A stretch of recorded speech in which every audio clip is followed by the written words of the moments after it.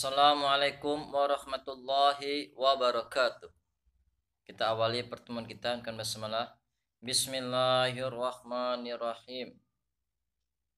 Alhamdulillahirabbil alamin. A'udzu billahi minasyaitonir rajim. Bismillahirrahmanirrahim. Wal asri. Innal insana lafi khusr illa alladzina amanu wa amilus solihat wa tawasaw bil haqqi wa tawasaw bis sabr. Sadaqallahul azim. Allahumma salli ala Muhammad wa ala ali Muhammad kama sallaita ala Ibrahim wa ala ali Ibrahim wa barik ala Muhammad wa ala ali Muhammad kama barakta ala Ibrahim wa ala ali Ibrahim fil alamin innaka Hamidum Majid. Pertama sekali marilah kita berusaha senantiasa mengucapkan rasa puji dan syukur kita kehadirat Allah Subhanahu wa taala. Sampai saat ini Allah masih beri kita nikmat, yaitu yang sering manusia lupakan, nikmat kesehatan dan nikmat Islam itu sendiri, nikmat keimanan. Karena dengan nikmat kesehatan sampai saat ini kita masih bisa beraktivitas dengan kebaikan-kebaikan yang kita usahakan, tidak menyusahkan orang lain.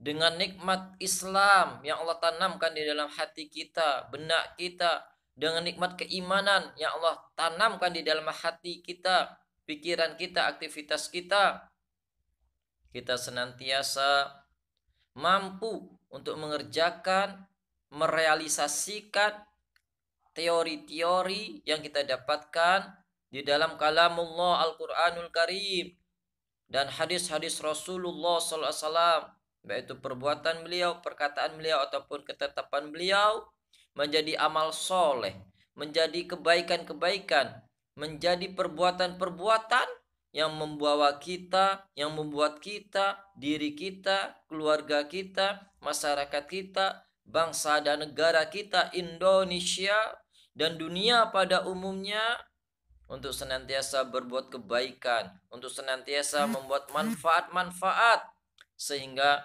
kita benar-benar bahagia hidup di dunia ini. Allah beri kita nikmat di kubur hendaknya, dan insya Allah Allah kumpulkan kita di dalam surganya hendaknya. Amin, amin ya robbal alamin. Insya Allah pada kali ini kita akan membahas tentang prinsip sang ayah.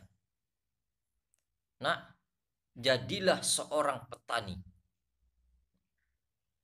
Ayah saya yang berlatar belakang di pondok pesantren, sekolahnya yakni pesantren Tawali Padang Panjang, tentu beliau mempelajari dasar-dasar keagamaannya, diantaranya ilmu nahwu sharaf, diantaranya ilmu usul fikih, ulumul hadis, ilmu hadis.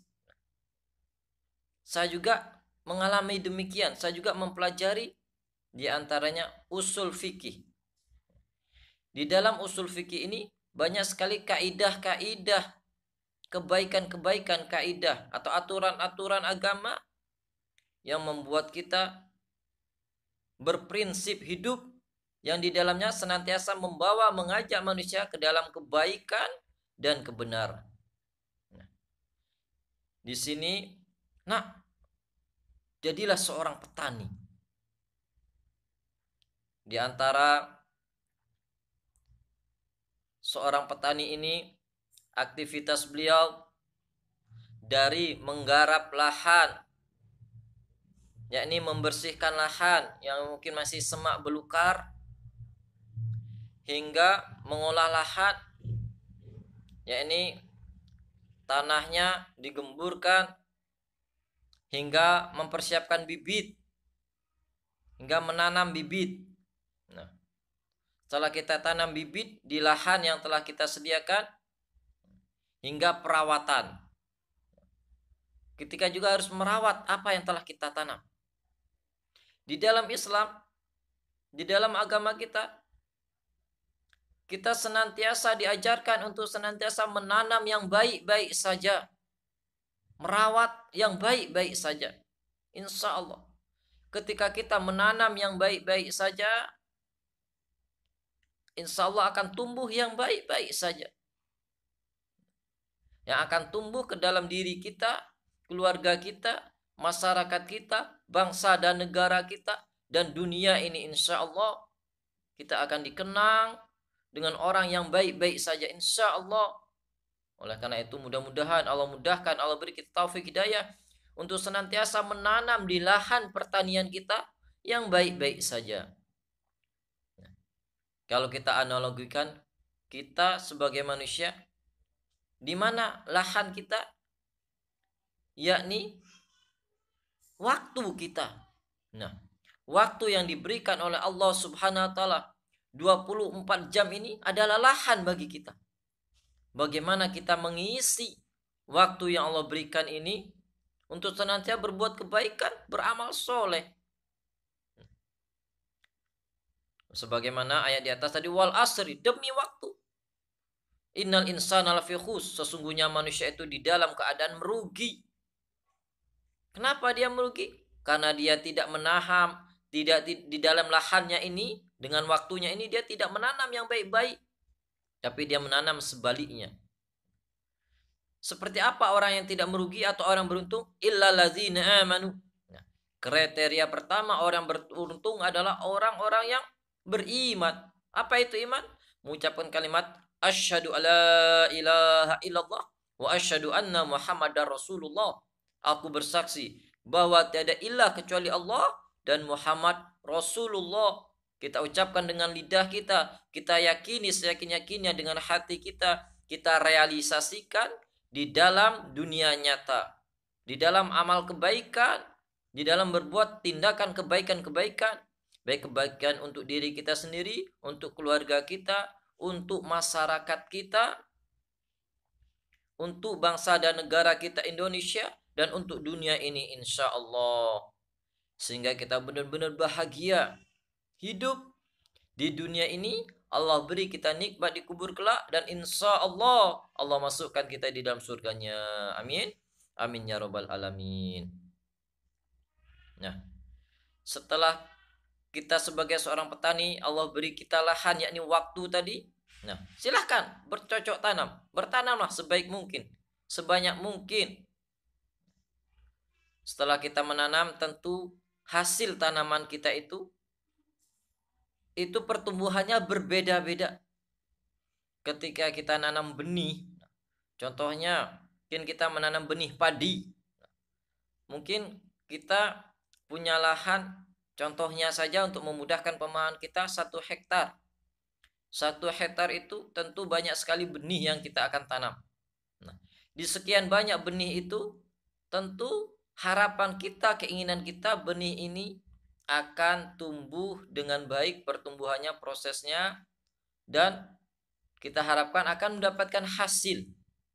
Nah, itulah keinginan kita. Kita ingin hasil dari apa yang kita usahakan.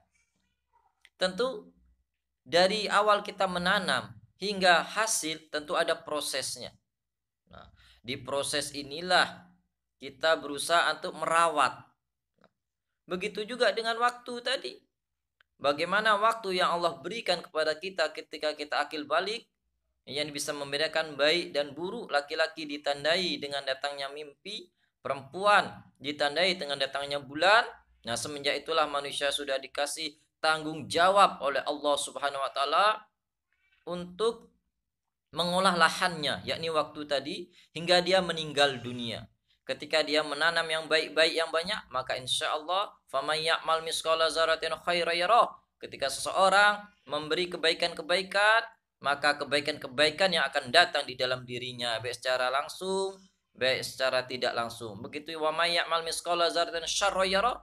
Dan siapapun yang menanam kejelekan, dosa, maka kejelekan juga lah yang akan dia tuai, yang akan dia petik.